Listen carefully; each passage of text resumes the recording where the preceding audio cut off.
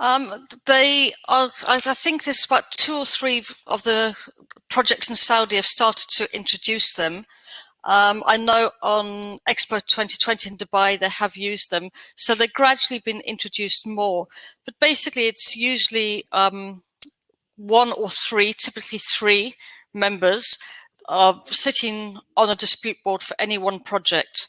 So where there's lots of contracts involved, you might have a team of 20 dispute board members, and then each party would pick one themselves with a third one neutrally. So from the agreed or approved list for the region's developments, there would be individual dispute boards for each contract.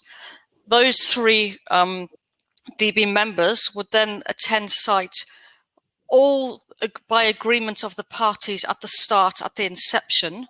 So this would be a contractual provision that they would meet regularly, and therefore, as it's by agreement, anything that comes out of what the dispute board recommend would become potentially binding under the contract if that's what they've agreed.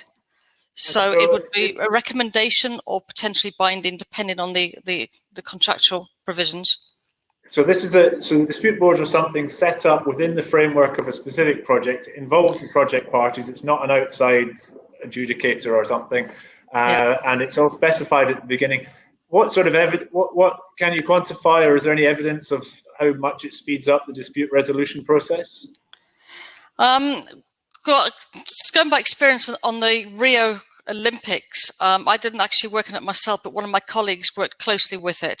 They very much minimized the disputes. I think there were 41 main contracts, and in the end, there were only 3 of them that had major disputes at the end. All of the dispute board members were trained by experienced practitioners from outside who came in and spent a lot of time with experienced construction professionals or legal professionals to train them on how to run them. And then they became, I think they met every quarter on all the projects, on the majority of them. And they were able to resolve the day-to-day disputes and in real time, rather than leaving them until they festered towards the end and became major delays with high costs.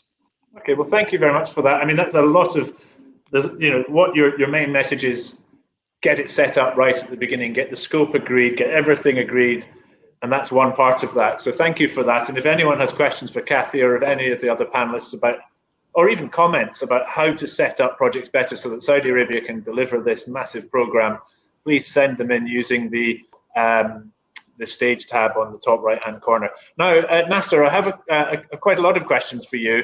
I will just read them out. These are not in any particular order. So, can I comment?